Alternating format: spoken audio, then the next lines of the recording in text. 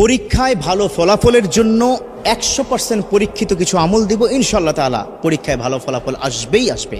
অনেক বড় বড় ইসলামিক স্কলাররা তারা কোরআন এবং হাদিস লব্ধ জ্ঞান থেকে গবেষণা করে 3টি বিষয়কে বাছাই করেছেন। কয়টা বিষয়? 3টি জিনিস যদি কোনো শিক্ষার্থী পালন করে, পরীক্ষার আগের রাতেও যদি করে, পরীক্ষার হলে গিয়েও যদি করে, ইনশাআল্লাহ তাআলা তার ভালো ফলাফল আসবে। দেখো, প্রত্যেকটা স্টুডেন্টের স্বপ্ন সে খুব ভালো রেজাল্ট করবে, ঠিক কিনা? আছে না? এই যে যুবক বন্ধুরা, স্বপ্ন আছে না? আছে। বর্তমান কিন্তু আমাদের পরীক্ষা চলছে, আলহামদুলিল্লাহ। আমাদের কারো সন্তান, কারো ভাই বোন, আমাদের পরীক্ষা চলতেছে। বাচ্চাদেরকে আজকে গিয়েই এই ট্রিটমেন্টটা দিবেন। চাচা, আজকে গিয়েই আপনার সন্তানকে বলবেন যে তোমাকে এই 3টি বিষয় দিলাম, অথবা আমার ভিডিওটা তাকে দেখাবেন, পারলে একটু শেয়ার করে দিবেন। কারণ এই ভিডিও শেয়ারের মাধ্যমে যদি কোনো শিক্ষার্থী বন্ধু তারা যদি এই আমলটা করতে পারে, তাদের পরীক্ষা যখন ভালো ফলাফল হবে, ওই একটা ছোট্ট শেয়ারের কারণে আপনার আমল নামায় কিন্তু আল্লাহ পাক সওয়াব লিখতেই থাকবে। সুবহানাল্লাহ। কয়টা বিষয় বললাম? 3টা বিষয়। যুবকরা, কয়টা? 3টা বিষয়। 1 নম্বর হচ্ছে, যেদিন পরীক্ষা তার আগের দিন রাতে মেধাটাকে কি ঠান্ডা মাথায় রেখে পড়াশোনা করতে হবে। খুব একটা উচ্ছৃঙ্খল, হ্যাঁ এটা পড়া হয় নাই, ওটা পড়া হয় নাই, আফসোস করা যাবে না। কি করা যাবে না? আফসোস করা যাবে না। ঠান্ডা মাথায় বই নিয়ে পড়তে হবে সাজেশন অনুযায়ী, ঠিক আছে? তবে তাড়াহুড়া করা যাবে না, গভীর রাত পর্যন্ত জাগা যাবে না।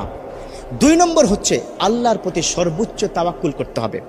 বিশ্বনবী সাল্লাল্লাহু আলাইহি ওয়াসাল্লাম তিনি কিন্তু এই বিষয়টাকে খুব বেশি পরিমাণে গুরুত্ব দিয়েছেন। আর আল্লাহ পাক নিজেই তো বলে দিয়েছেন, ওমা ইয়াতাওয়াক্কাল আলাল্লাহ ফাহুয়া হাসবুহু, those the people are depend on almighty, Allah is good enough for হিম।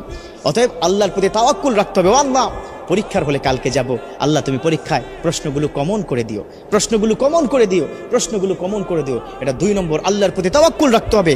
আল্লাহর কাছে চাইলে আল্লাহ ফেরত দেন না। উদউনি আস্তাজিব লাকুম, আল্লাহ পাক নিজে বলে দিয়েছেন, ও আমার বান্দারা, ও আমার গোলাম, ও শিক্ষার্থীরা, আমাকে বলো, তোমার সমস্যার সমাধান করে দিব, তোমার ডাকে আমি সাড়া দিব। সুবহানাল্লাহ। চাইবেন কার কাছে? আল্লাহর কাছে। আজকে গিয়ে সন্তানকে বুঝাবেন, বাবা পড়াশোনা যাই করো না কেন, তাওয়াক্কুল করবে কার উপর? আল্লাহর উপর। 3 নম্বর, এই 3 নম্বরটা একটু লম্বা, বাট এই আমলটা কিন্তু করতে হবে। 3 নম্বর আমলটা হচ্ছে, তুমি যখন পড়তে বসবে তখন রব্বি জিদনি ইলমা এটা পড়বে। রব্বি ইয়াসসির ওয়ালা তুআসসির ওয়া তাম্মিম আলাইনা বিল খায়র, কোরআনের কিন্তু আয়াত। এটা 2 সূরা থেকে 2টো আয়াত সংমিশ্রণ করে অনেক আল্লাহর ওলিরা তাদের যারা অনুসারী তাদেরকে বলেছেন যে এই 2টো আয়াত যদি কোনো সন্তান পড়তে থাকে, তিনি যা পড়বেন দ্রুত মুখস্থ হবে এবং সেটা মাথায় থাকবে। কথা ক্লিয়ার? রব্বি জিদনি ইলমা রব্বি ইয়াসসির ওয়ালা তুআসসির ওয়া তাম্মিম আলাইনা বিল খায়র, এটা পড়তে হবে পড়ার আগেই।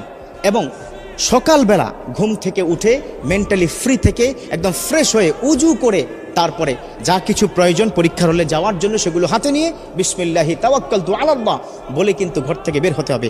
একটা টিপস দিব, সেটা হচ্ছে পিতামাতার কাছে একটু দোয়া চাইতে হবে। আল্লাহু আকবার।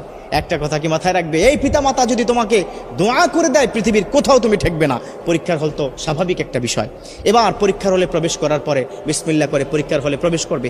আমরা বর্তমান সময় আমরা কি দেখি, আমাদের সময় ছিল যে পরীক্ষার হলে গেলেই বন্ধু বান্ধব হই হুল্লোড়, চিৎকার চেঁচামেচি, তুই কি এটা কি পড়েছিস কিনা, এই কি ব্যাপার, কি দোস্ত তোর কি খবর, এই ধরনের কথা বলা যাবে না।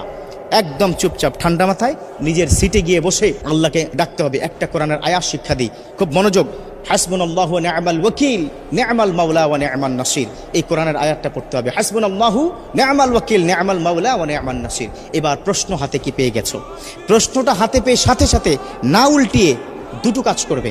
একটা হচ্ছে উপর করে প্রশ্নটা রেখে সুবহানাল্লাহি ওয়া বিহামদিহি সুবহানাল্লাহিল আযীম, এই তাসবিহ পড়ার পর ওই যে আমি শিক্ষা দিলাম না, সেটা কি রব্বি জিদনি ইলমা রব্বি ইয়াসসির ওয়ালা তুআসসির ওয়া তাম্মিম আলাইনা বিল খায়র, এই কোরআনের 2টো আয়াত পড়ে বিসমিল্লাহ করে যখন প্রশ্নটা দেখবে, যদি কোনো কারণে কমন নাও পড়ে, no tension, don't worry, don't be frustrated, হতাশ হওয়া যাবে না।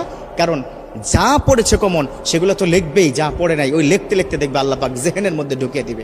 সুবহানাল্লাহ। মোটা দাগে 3টি কাজ। কয়টি কাজ দিলাম? 3টি কাজ দিলাম। যদি কোনো শিক্ষার্থী সঠিকভাবে এই 3টি আমল বা এই কাজগুলো সে প্র্যাকটিস করতে পারে, ইনশাআল্লাহ তাআলা পরীক্ষায় ভালো ফলাফল আসবেই আসবে। আল্লাহ পাক আমাদের শিক্ষার্থীদের এই বর্তমান চলমান পরীক্ষায় ভালো ফলাফল করে কেরিয়ার সুন্দর করে আল্লাহ সন্তুষ্টি অর্জন করার তৌফিক দান করুক। আমিন।